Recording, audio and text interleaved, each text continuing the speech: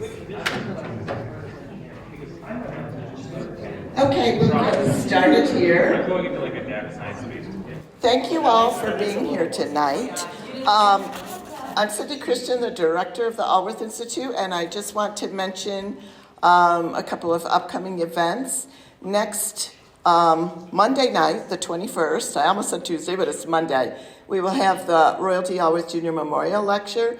Walter Dentz, who runs language school, Russian language school in Russia. Now he's in Riga. We'll be speaking about doing business in Russia. His title is Waking with War, and he'll talk about the positive and negatives of doing business there and how it changed since the start of the war. Also, let me backtrack a little bit. On this Thursday at noon in this room, our guest tonight will be speaking on Marrakesh and the Moors, so that's another chance to hear him, and I'll tell you about him in a minute, although I know most of you know him already. And our final brown bag will be November 30th, which is a Wednesday at noon, and Natalie Belsky in the History Department will be doing a talk on Riga, Latvia then as well. So you can always go to www.alworth.org to get more information on those events. But tonight we're welcoming back Dr. Willie Henderson, who was the director of the Alworth Institute from 2006 until 2010. And the last time he was here was actually spring of 2019. I checked today, so it's been a while. And we're very pleased to have him back. As you can see, he's going to be talking about Liz Truss, the former Prime Minister of the United Kingdom. And the title's changed many times, as you might imagine.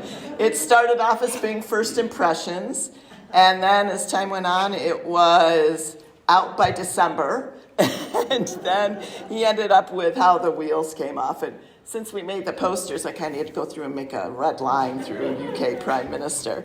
But Willie Henderson is an Emeritus Professor from the University of Birmingham in the UK, and now is a retired academic.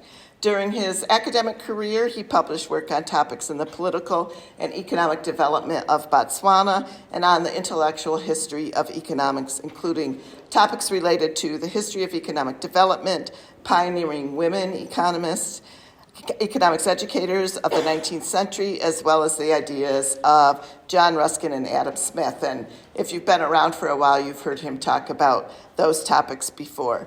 He currently has a diverse set of interests and life experiences, including international. Of course, he continues to monitor, as a concerned and informed citizen, political and economic life in the United Kingdom.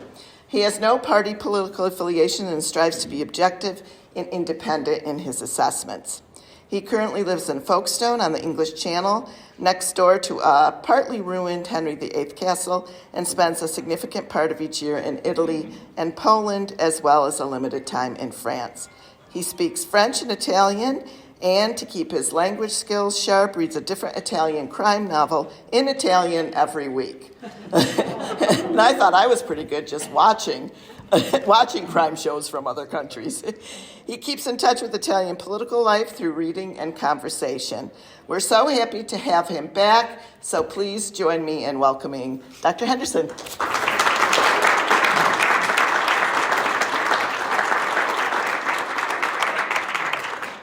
Well, I must say I was absolutely... Do you know the vulgar English expression, gobsmacked? I was gobsmacked to get this invitation. I was just so delighted. I'm absolutely over the moon to be here.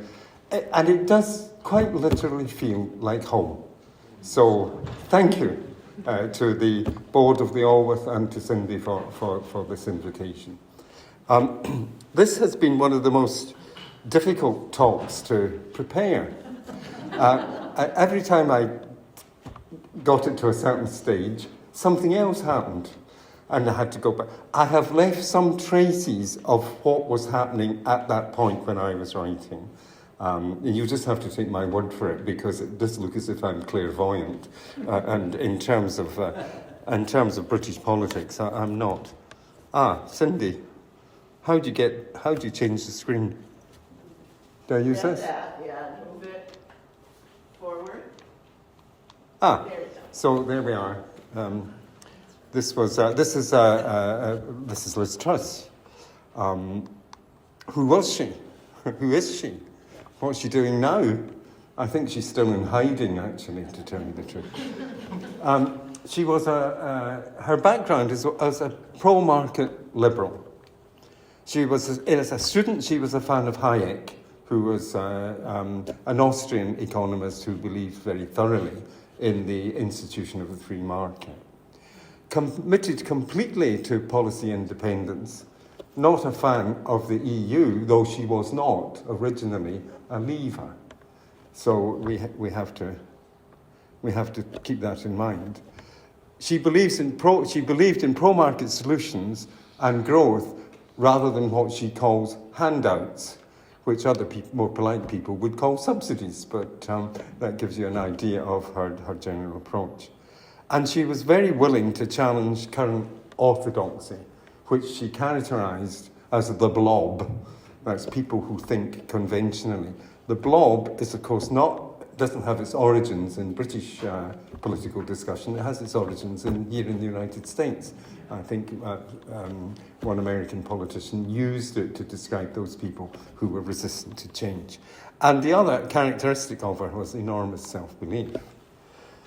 There's a journalist called Matthew Paris, who was once an MP, and he wrote, and look at the date, the 19th of August, Truss is intellectually shallow, her convictions wafer thin, she's driven by ambition, pure and simple, her manner is wooden, and her ability to communicate to an electorate wider than the narrow band of Tory activists, non-existent. And then on the 6th of September, she wrote, "You know she's crackers." Now, I think this is important because this was his view. He is an experienced politician and an experienced journalist. But the supporters and others said that Truss is a decisive and tough woman. She's been subject to sexist comments by male politicians and sniggering in cabinet under Johnson, both overtly and behind her back, and berated by Remainer journalists such as Paris. One Labour Party politician, a woman, was asked what did she think Liz Truss's major political advantage was, and her response was her thick skin. So we've got to keep this in mind. The problems that are facing any MP, including Sunak, and we'll talk about him later, are huge. Any Prime Minister is faced with failure in the National Health Service, which is quite extreme, problems with devolved parliaments, the Northern Ireland Protocol with respect to the EU, illegal migration across the Channel, metropolitan police failings, and so on. It seems to me that there's a recurrent set of institutional problems that are very, very difficult to deal with, and I'm not sure why. The police, for example, seem to have lost a degree of confidence in what their role is and what are they supposed to be doing in society when they're faced with, for example, pro-climate activists who blocked the M25 motorway by sitting on it. And the police seem to be unwilling to take robust action because the courts have ruled that people have a right to protest. Whether they have the right to protest in the middle of a busy motorway is another matter. But attention here will be mainly to the politics of economic policy. I don't know. Well, we'll come to that. This is another aspect of the problem facing any Prime Minister. A Prime Minister is not elected. It's the party that's elected, and it's the leader who becomes Prime Minister. And that is an institutional context which gives rise to some very strange situations. But one of the things that you've got to be very clear about, political parties in Britain are amalgamations of different interests. But the interests at the moment within the Conservative Party are very, very marked. And Sunak has got to face these problems too. So you've got moderates, centralists, and the radical right. Three different aspects of the political spectrum within the Conservative Party.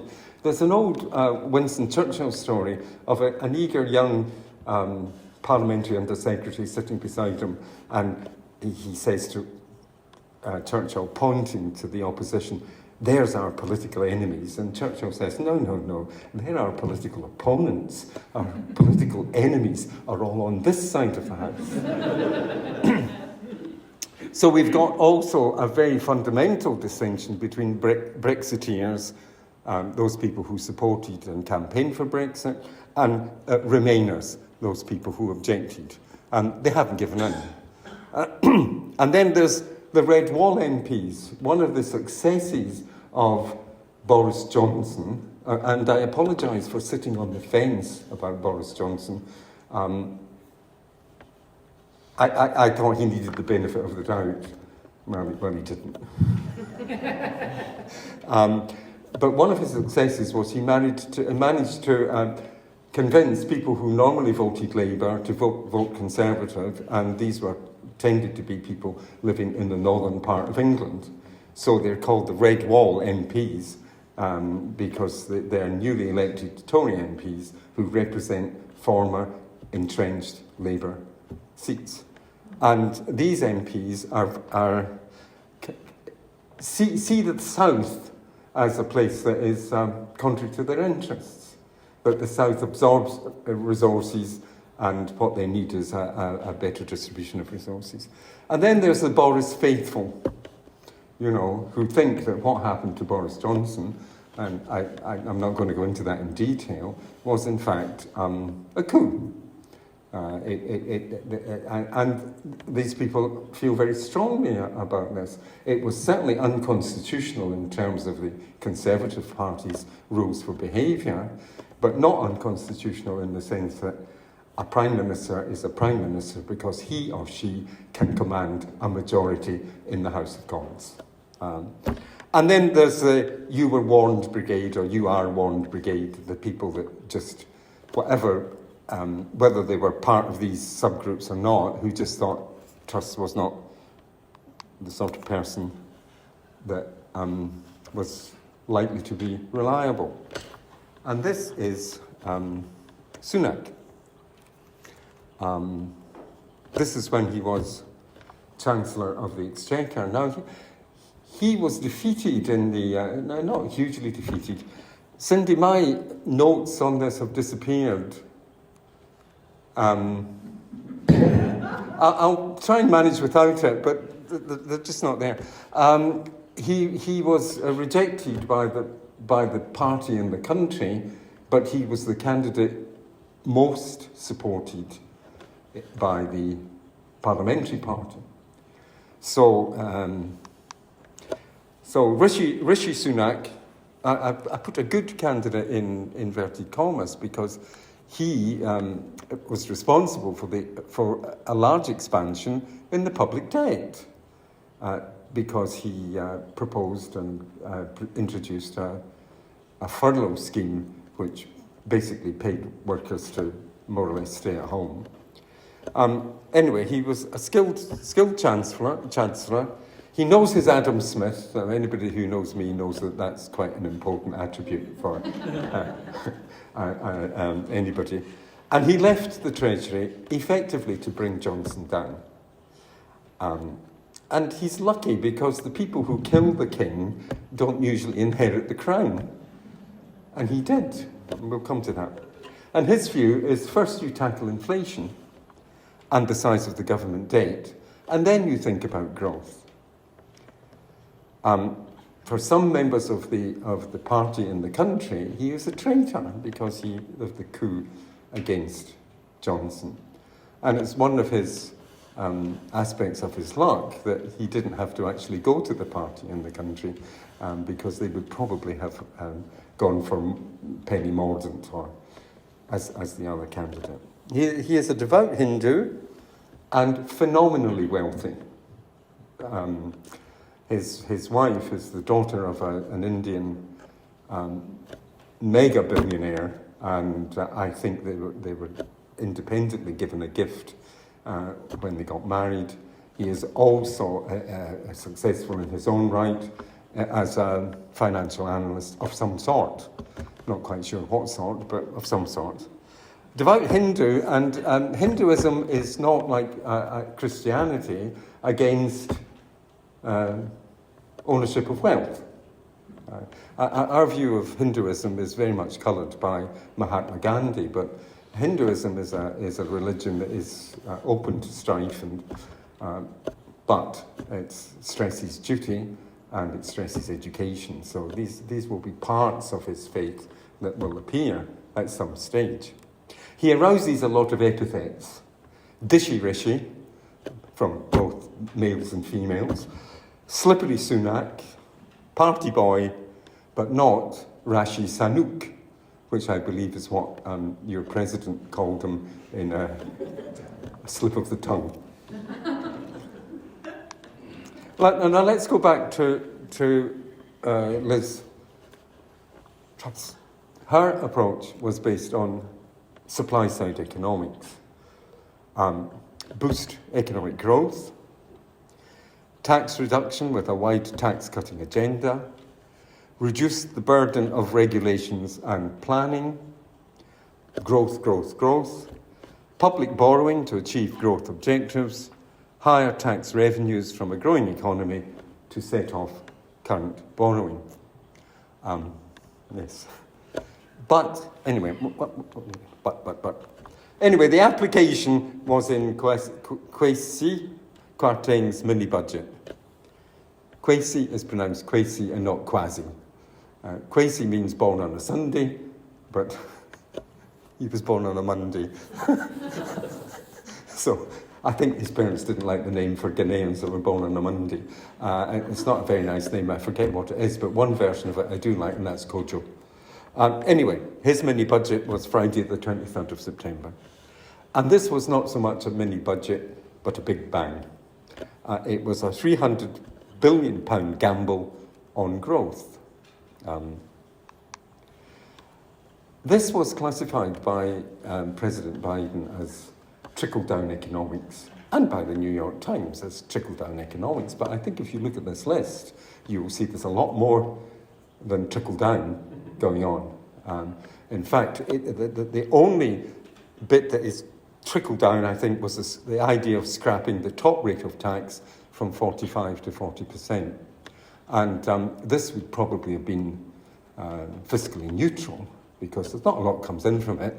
And if the Laffer curve does in fact exist, then if you reduce the tax, you increase the revenue. Does it exist? Who knows? I don't. There was a 1 penny in the pound cut in the basic rate of tax, which was promised by Sunak for 2024. I don't know, do you pay stamp duty? You probably don't pay stamp duty on housing, I think. That might be a consequence of the American Revolution, actually. The stamp duty you pay when you buy a house. And it's a pain for everybody. And that duty was raised. Now, you could say that benefited the rich disproportionately, but it also benefited people who were putting a foot in the housing market, and the threshold was raised above the cost of starter homes. The planned increase in corporation tax from 19% to 25% was scrapped. A 1.25% increase in national insurance contributions were scrapped. You probably wonder what national insurance contributions are. They're just another tax. And they're effectively a tax on labour, but you've got to have made a certain number of contributions to qualify for the state pension, right? Now, the state pension is not a paid-up pension. If you don't qualify, they'll find some other way of giving you some support, but it's not a paid-up pension. It's a benefit, and the extent of that benefit will depend on government policy towards pensioners, like me, right? I'll talk about this a little bit later. And the next and very significant aspect was capped energy bills for households because of the problem with the cost of fuel. There is a great danger of heating poverty, energy poverty, and so every household is getting a £60 subsidy on their fuel bills, including me. And that's under an amendment made by Sunak's Chancellor that is lasting for 6 months. And on top of that, a pensioner like me, one of the poorest people in the, a £500 winter heating allowance, normally £200. So there was a much more complex set of things going on. And the last aspect that I'll talk about was an idea of an accelerated delivery of infrastructural projects. Get more infrastructural projects, get more investment, get more people. This is Kwesi Kwarteng.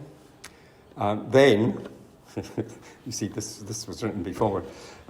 I've called him the Fall Guy. He's the first British person of African descent to serve in a great office of state.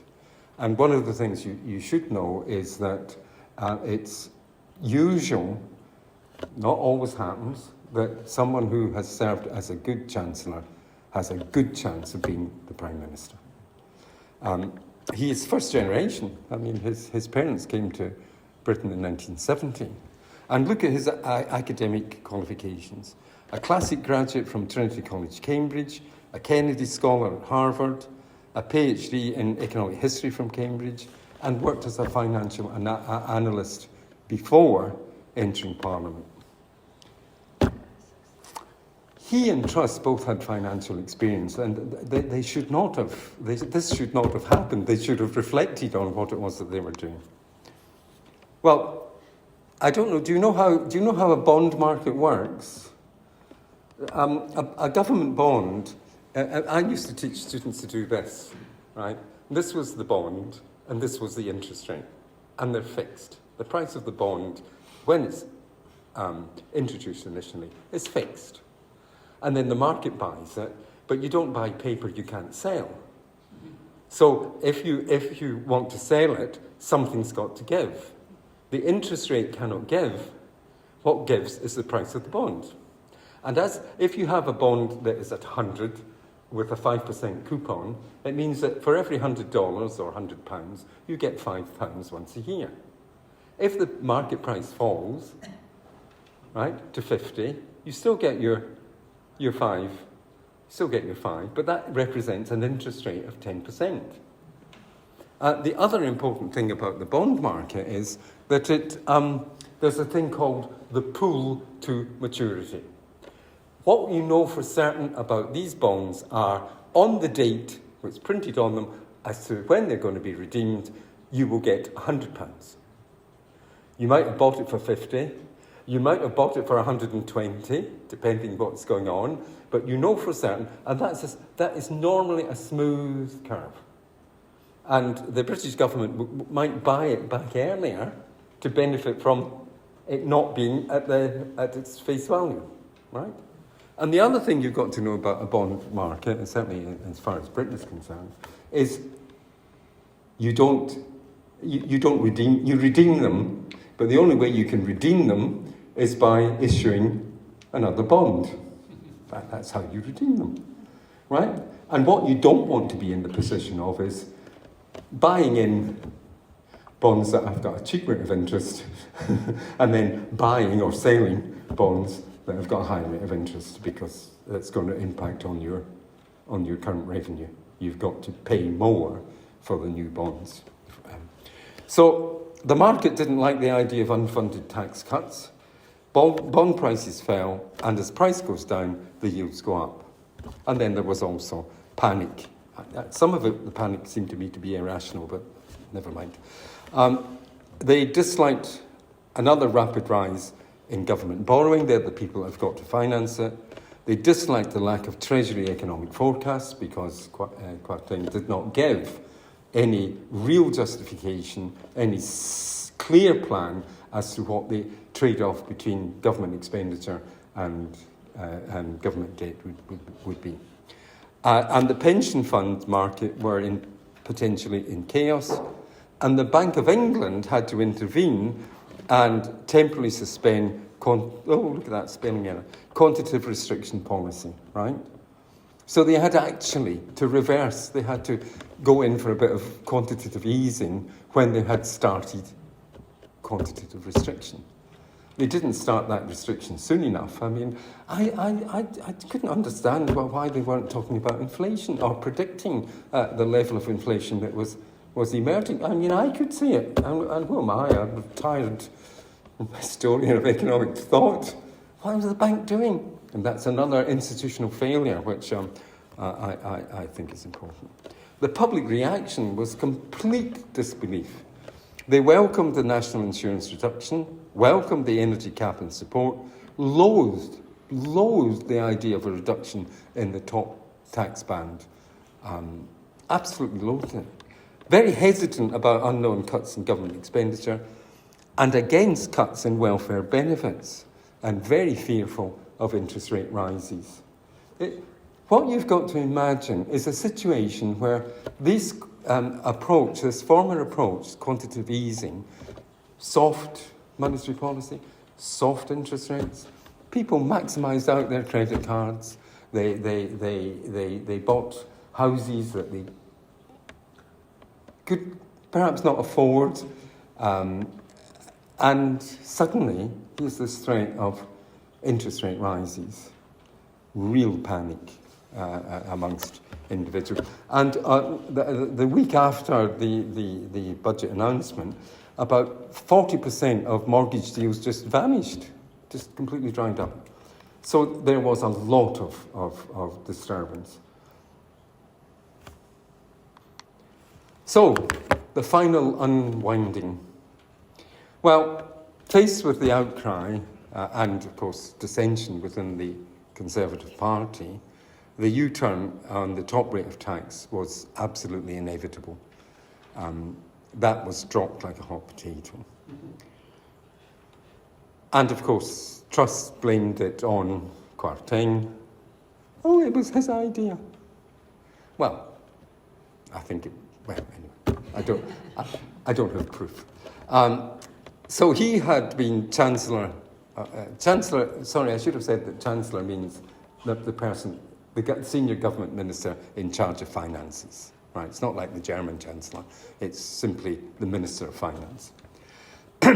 He was sacked whilst returning from Washington. So he found out by, I think, something from the BBC. I mean, he was sitting on the plane, and I don't know what happened. And his meeting with Truss was quite emotional because they're friends. And he's come clean about that just recently. I mean, not clean about the friendship, but clean about the emotion that was involved in being formally told that his services were no longer required.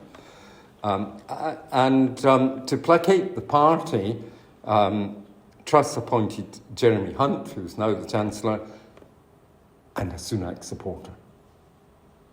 I mean, the wheels were wobbling hard. This, of course, both the U-turn and the appointment of Jeremy Hunt effectively destroyed key elements in the mini-budget. And Truss could not achieve a spending cuts to make her plan work. There was a disorderly row over fracking in the House of Commons on the 19th of October, and Truss resigned on the afternoon of the 20th of October.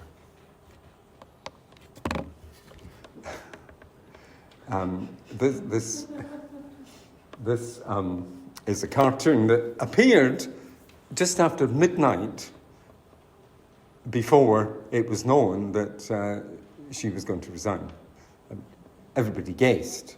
You've probably heard the story of the lettuce. Have you heard the story of the lettuce? was it the Daily Worker that put a lettuce in a photograph of Downing Street and said, "Oh, who's going to last longer, the lettuce or Elizabeth Truss?" And of course it was the lettuce. So there she is at her desk, and she had trouble with Quartain, she dismissed him, and she had trouble with the Home Secretary, Braverman, who was a descendant of Mauritian. So there was a need for a new leadership election. Now, everybody had had enough of the first one. The leadership election is by members of the Conservative Party in the country. It's not by, if certain conditions are not fulfilled. I mean, if, for example, there's only one candidate, there's no need to go to the country. There were 3 possible candidates, one of which was, Boris Johnson. Boris was booed on the flight home as he rushed back to announce he was booed. The Penny Mordaunt was the other candidate. I don't think they could afford to go to the country. I would not have been surprised if Sunak would have been rejected.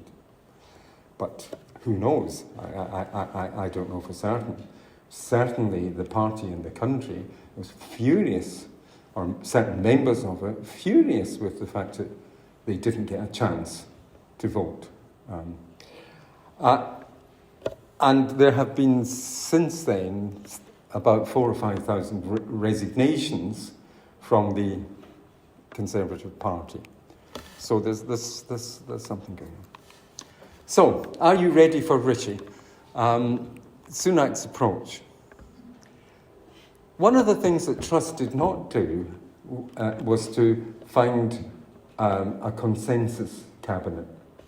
She simply appointed mainly people who thought like her. And Sunak has tried to find some kind of balance. He stands by the 2019 party manifesto, more or less. Now, you must remember that Truss became a leader without public approval. And normally what happens, that's okay constitutionally, you can live with that, but what normally happens is you go to the country. You become a leader by this process, and you take your party to an election, and you get a legitimacy. She had no legitimacy in most of the country, but she had not a lot of legitimacy with the MPs. The MPs in the first round rather tended towards Sunak. There is still a £50 billion gap in public finance. I put a question mark there because it started out as 35. It went up to 55, and I just thought, oh, well, we'll compromise, we'll just call it 50. Some things you just cannot necessarily keep up with. So the prospect is of that hated austerity. And this kind of approach is contrary to what conservatism normally means. It normally aspires. What it doesn't necessarily mean it effectively achieves, but what it aspires to is a smaller state and lower taxes. And I think one of the reasons that Sunak was rejected by the party in the country was he wasn't giving them old-time religion, and old-time religion is that conservative message. But he was only defeated by a small margin.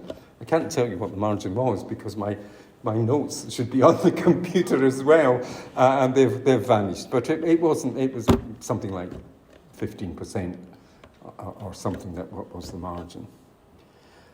So if austerity happens, and if he wants his party to survive, he's got to move beyond the image of a technician.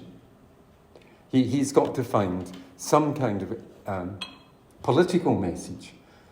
And my concern is he's not all that necessarily politically astute.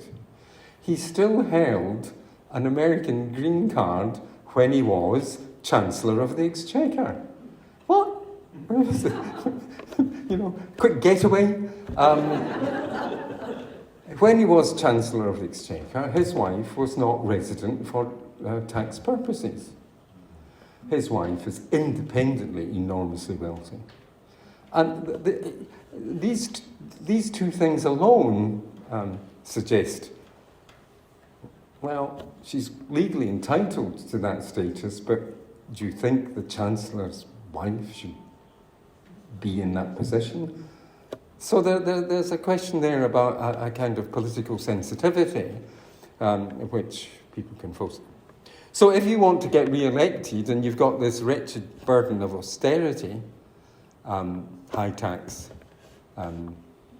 cuts in government expenditure, no decent pay rises for civil servants and so on, how are you going to appeal to a wider public? The suggestion is to fight on other fronts. And the two areas that they think the Labour Party are soft on is crime and illegal migration. Last year, 40,000 people paddled away across the Channel. Or is it this year? I think it's this year. And I live on the Channel. I keep looking for them, but I can recognise the migrants in Folkestone. You know immediately they just arrived. But it's a problem. It's 40,000 illegal migrants. Now, I have no objection to people who are genuinely in need of political asylum, but I do object to criminals and people who are just trying to get the benefits of the situation. And it's a problem. And actually, they've just come to an agreement with France that Britain will pay France, I don't know, is it £8 million or something? 8 billion? I don't know. I know in my notes. Sorry. To try and stop this. And they have got an agreement with the Albanian government because the Albanian government representatives will look at the people and say, that's actually wanted. And they have started to send, but only one flight have to send back. So, what is coming next? Sorry. So the other thing is to maintain the Red Wall agenda. If it will be crucial to the Conservative Party, if it wants to be re-elected, it must get these former Labour seats back under its control. And that means a programme of investing in the North. That investment, well, there is a plan, but it can get lost sight of in all this political instability. And the other thing that Sunak has got a comparative advantage in, because Indians are delighted that the former colonial masters are now being governed by a devout Hindu. It's quite interesting. And he can push for a trade deal with India. There's a trade deal with Australia and New Zealand going through Parliament at the moment, and a trade deal with India would be something quite special. So he's got a possibility. As I say, the autumn budget will be published on Thursday. What a pity it wasn't Thursday night. There are guesses. There are guesses as to what it will contain. Of that 54 billion, 60% is going to be, it is being guessed, through a reduction in government expenditure.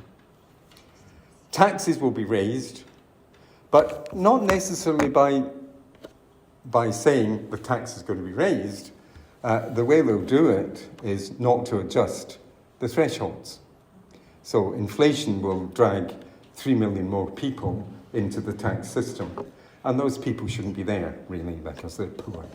And the idea is that to make up for this 54 billion deficit, 40% will be through reductions, through increases in tax. And there are various ways of doing that. And I've talked about just leaving the bands where they are and let inflation do its work. Local property taxes are to be increased. And that will be very unpopular. I mean, very unpopular. And if this combination doesn't get properly adjusted in a way that satisfies, there will be another ideological crisis within the Conservative Party. All those divisions that I've talked about are still there. So, what does this all mean?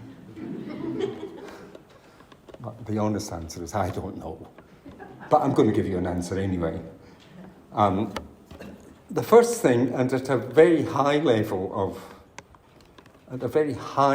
of meaning, is that, and this is a quote from a Times comment on the 29th of September, the events of September 2022 will come to be seen as the final debunking of the idea that has gripped politicians, central bankers, and financial markets for a decade, that the vast accumulation of debt, the endless pumping of money, of easy money into an economy, is a cost-free exercise.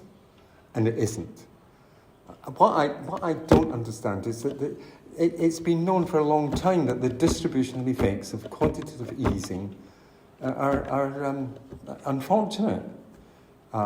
It means people who have savings in the bank don't get any interest rates, because interest rate's nothing. And people who hold paper assets have a boost in their prices. And people who own property, because interest rates are low, demand is high, they benefit. There are distributional effects, quite apart from the fact that there is, I suppose, some kind of absorptive capacity within the financial markets. And the point here is, and notice it's plural, politicians, central bankers, not just the Bank of England. Other central banks have pursued this policy, and other central banks will have to face the consequences. Britain got in first. Not a good position to be in, but there we are.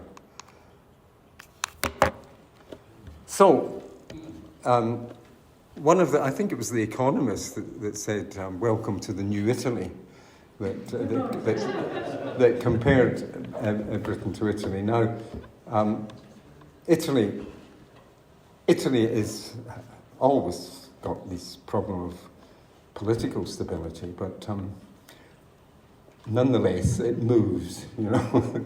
They know how to deal with it. It doesn't necessarily rock institutions. But a major difference with Italy is that Italy is governing parties are formal agreements between other parties. And in Britain, what was happening was this huge disagreement within a party. And that is a significant difference. So this is one of the things that I think is in there. Is this Conservative Party actually likely to survive? Now, I think that Sunak in Indonesia has sort of shown that he's not just a technocrat. He's made some good political contacts. Does he have a chance? Well, I can't say until I know what the budget is actually likely going to be. But if the emphasis is on austerity without some kind of social compensation, without some proper recognition that there are people in deep economic trouble, he won't survive. It could be somebody else by Christmas. Santa Claus, perhaps.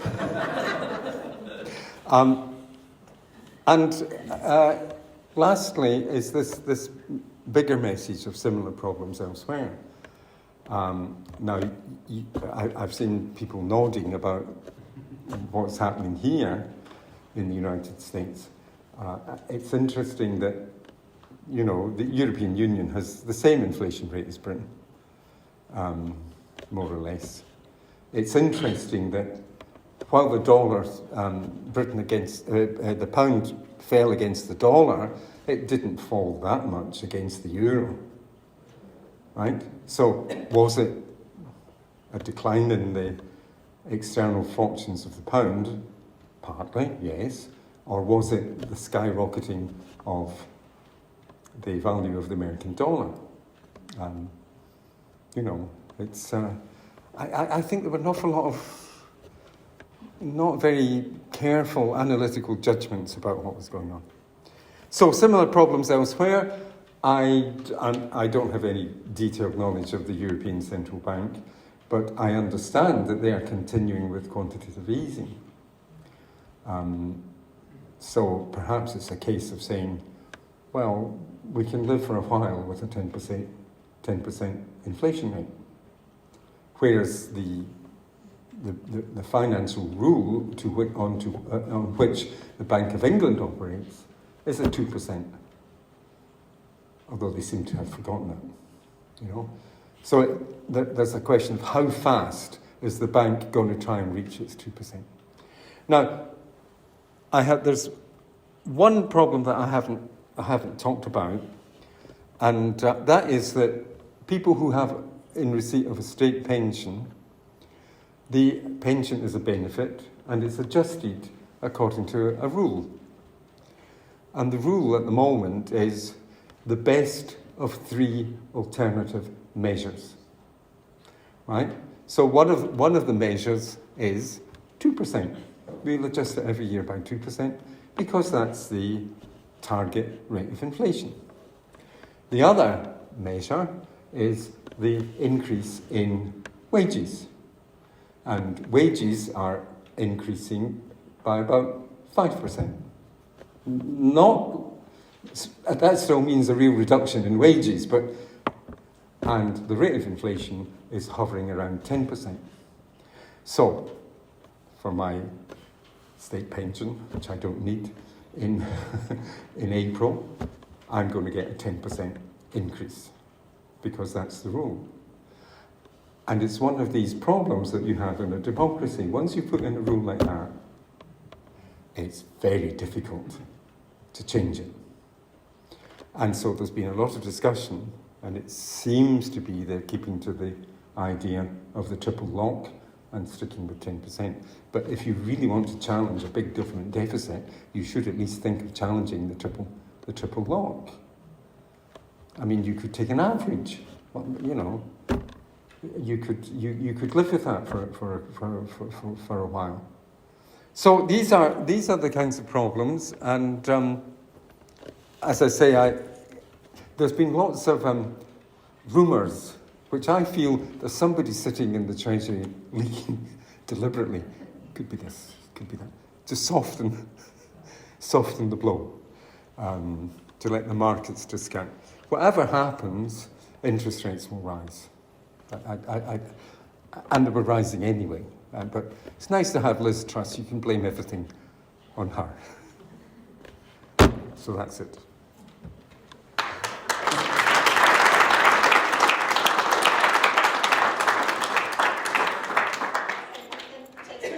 I had no idea you had those. Yes. I mean, there's some things that I can't keep in my head, like the size of GDP and all that kind of thing. So. And if you could repeat the questions, just in case. Yep. And I'll help. So, Robert? So I have a question that occurred to me during your talk.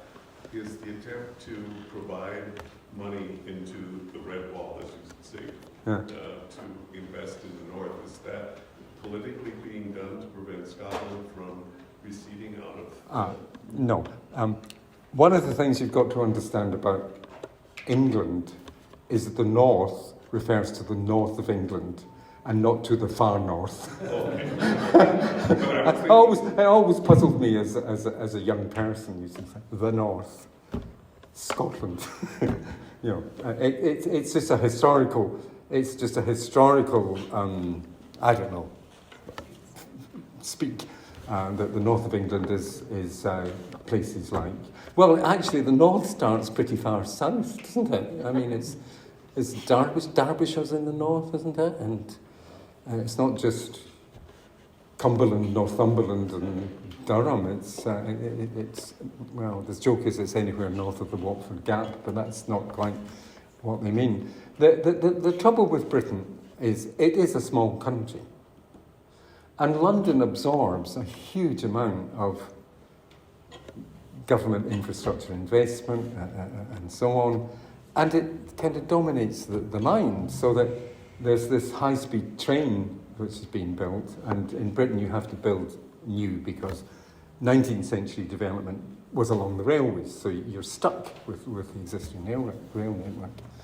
And it should have started, if you really, mind you, this started before the Red Wall, but you would start it in Birmingham and build south. No, you start in London and build north. And it's just unbelievable.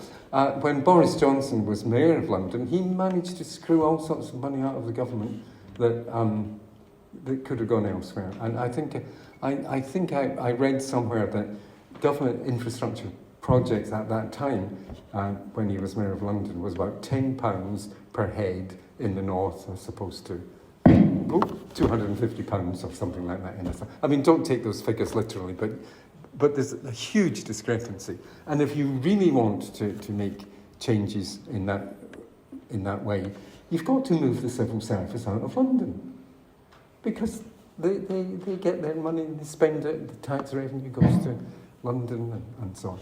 So there's a big challenge there.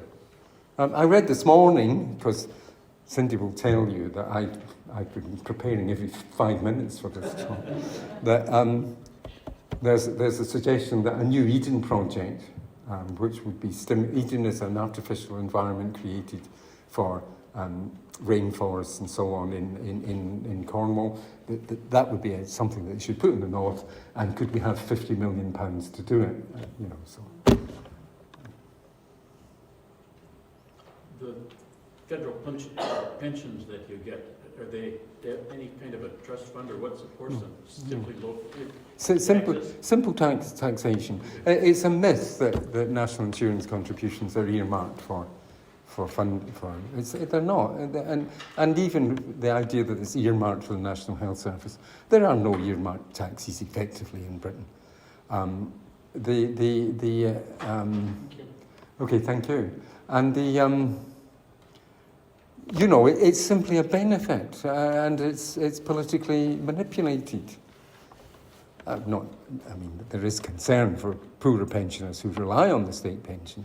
Everybody gets the state pension, basically. And but of course it's taxed back. And that's why it's unfortunate that 3 million people will be dragged into, because some of those will be pensioners who might have another small pension and will come into the tax system. But it's taxed back, so. The problem is, there is a problem about if you have a large-scale benefit system. The problem is, should it be targeted or should it be universal? Right? Now, this heating fund, £500, which is quite a nice sum of money, it's universal, because the cost of targeting it would be beyond the capacity. Targeted benefits suffer from rules. If you're going to target a benefit, you've got to devise the rules, and the rules are often complex, and so complex that the people who ought to benefit don't understand how to benefit. And it's a huge problem, actually, in terms. I discovered when I became 65. I won't tell you when that was. I discovered in the first week in December a £10 that was popped into my account from the pensions office, I suppose. I didn't bother about this. I just thought, I don't know what this is. Haven't got time. It turns out, since I was telling my daughter, she said, well, find out what it is. I said, okay. So I looked it up online just a month ago. It was paid first in 1977 as a Christmas bonus, right? For people. I didn't benefit until I came 65. I didn't know what it was. There's no need for this. I mean, there is simply no, and it doesn't mean anything. I mean, what is it? A cup of coffee and 2 hamburgers at McDonald's, right? If that had increased according to inflation, it would be worth somewhere around £150, which would be worth having. Well, just scrap it. I mean, you know what? Nobody's going to die as a result of not getting £10 just before Christmas. I mean, it's ludicrous. So that's the problem. Once you give benefits, it's almost impossible. And it will be interesting to see how they're going to cope, because the reduction in government expenditure must at some stage interact with the benefit system. I would have thought. I don't know. Who do you want? Well, You've spoken the entire time without ever mentioning anything about Ukraine. And it seems hard not to see some connection of Ukraine with then the need for the heating subsidies and other expenses there. Is there some part where if Sunak has, 2-3 years before he would need to call an election, if Ukraine proceeds at a pace that he'd be lucky enough to have yes. a good deal of that resolved? Yes. Or Yes. The election must be called in 2 years' time. Absolutely. There's an absolute limit. Of course, Boris Johnson changed the rules. The rules were because was it Boris Johnson or was it Cameron? Under the coalition agreement with the Lib Dems, one of the things that the Lib Dems wanted was a fixed-term parliament. Now, Parliament is always a fixed term, but the government of the day has the right to say, we'll have an election next week, or 6 weeks' time, right? And that gives them an electoral advantage, right? Because they will choose the timing to suit themselves and not to suit the opposition. But that system was abolished, and they've gone back to the idea that there is a fixed term Parliament, but government can call an election when it feels appropriate. I doubt if they will call an election. I mean, they're desperate. All the evidence, even although I've not talked about the opposition, and the opposition was not very vibrant, all the evidence suggests that people have had enough of them. So Sunak is really going to have to work hard. The war in Ukraine, the impact is through fuel and fuel prices, and that's why it was so important for these subsidies to be given. Sunak the starer, apparently he stared very hard at the Russian representative at the G20 conference, showing his disapproval. One of the things he's done at that conference is to show that he has got some kind of political ability. To show that he's not a simple technocrat. I was going to ask about the election too, but I think I've seen polls where Labour is 30 points ahead of the Conservatives. Yeah. I assume the Conservatives are going to want to try to change that in the next couple of years. What can they possibly do? Well, they could apologise for what's gone on thus far, although I think that's very unlikely. I apologise, yes. Well, what I suggested was they'll try and fight on other fronts. Try and get the trade deal with India. A lot of goodwill on the Indian side. Try and solve the migrant crisis, which means that kind of, what do you call it? Well, the embrace between Sunak and Macron recently. Bromance, I think it's called, isn't it? I couldn't quite find the word. The interesting thing is they could look each other in the eye because, Sunak is 5'6", and Macron is 5'6" and a bit. So it was, and I did see an article in the newspaper from one person who was 5'6", one man who says it's really great that we've got a small stature prime minister. And you can imagine the Indian community. I mean, they're delighted. So there are places where he can work on, but it's solving the migration problem, because Labour doesn't have a solution.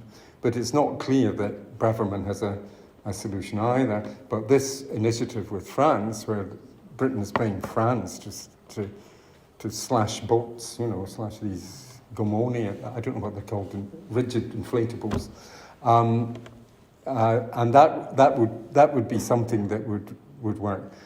I doubt if the leader of the opposition can translate that lead into a huge landslide, because they haven't articulated policies other than saying, it's all your fault. I mean,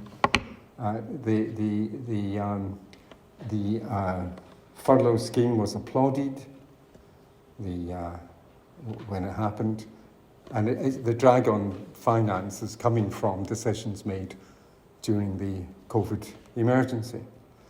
So it's, I think I would like to challenge you all, if you found this any good, watch out for what's going to happen on the 17th and see if anything that I said was right.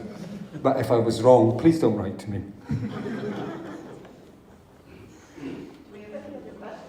Henry? I'm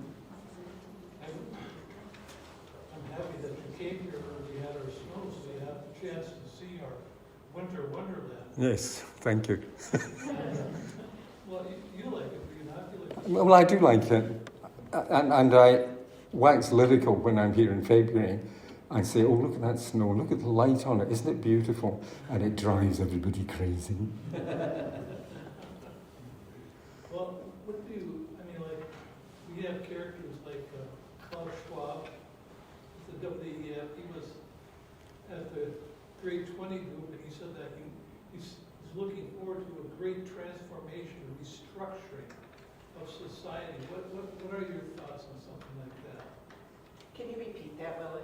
What are my thoughts on a great transformation and restructuring of society? Oh, yeah, not for me. For me. Oh. COVID is a disease of the brain. I think there are inevitable transformations in societies like Britain, where a huge number of people, I think 1 person in 7 in Britain was not born in Britain. So that in itself is going to make change. There's just that simple fact. And it leads to a challenge to concepts of post-colonialism, imperialism, who you think you honour, who you don't. So there's that kind of transformation. I would say at the moment, I mean, if you look at the political structure, 4 great offices of state in Britain are held by people who are not white men, right? I think that President Biden, when he got Rishi Sunak, whatever he called him, wrong, said, and he's a Hindu in the Conservative Party, go figure. Well, I mean, that's just wrong. The Conservative Party has, and for the first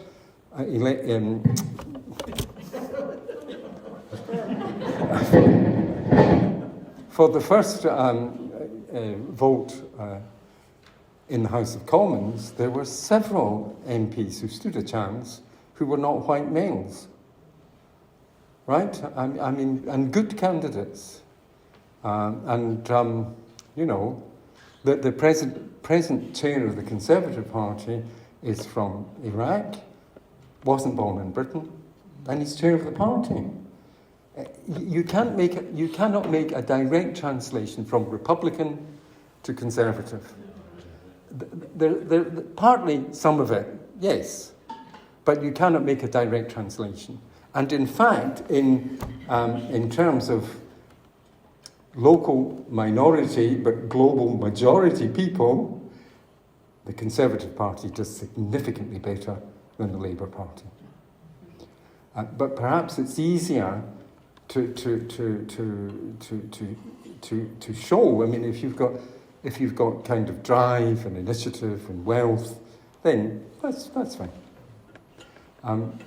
There are people who will undoubtedly have opposed Sunak because of his race, but how would you find out? I think there is a transformation, and I think that this problem in Britain has been going on for a long time because institutions are in need of reform. And it's not, if it was just one institution, but it isn't. The National Health Service is in complete disarray. The Metropolitan Police are in, well, I think they don't know what they're doing, really. Or maybe they do very well. And I don't really know that there are adequate plans for reform. I don't know. The BBC has the wrong funding model. It just goes on. The reforms in the courts have not worked out as they should have done.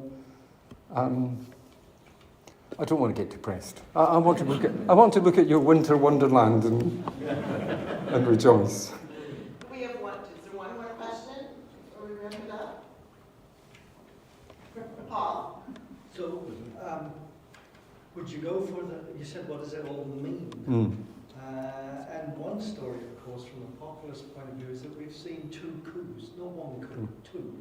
And we've seen the radical coup that pulled towards a very pro-market approach, and then the dreaded deep state moved in and brought us back to orthodoxy.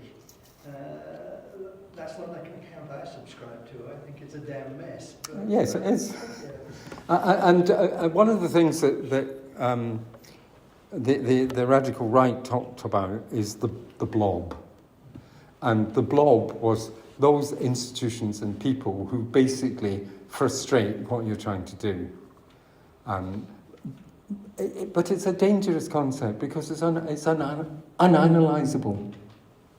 Who are these people? Well, okay, they're the senior civil servants, or it's the Bank of England, but if you're going to produce a radical economic policy, you have to at least have analysed where the constraints are, and that's one of the things that, for example, there was I don't know if it was in the Times or in the Telegraph, but there was an article that said, good ideas have been rubbished by action. Right? The good idea is not trickle-down economics, it's supply-side economics. There's an old definition of inflation, probably out of fashion, and it says, inflation is too much money, that's your monetary policy, chasing too few goods. That's your supply side. To concentrate on one side and forget about the other, it works both ways. It's just simply wrong. So yes, there's this idea that they were, and it's beginning to emerge that some people are thinking if this comes up with yet again conventional ideas, trust will be reevaluated. Right? So I think that has to be kept in mind. Okay, well, thank you very much.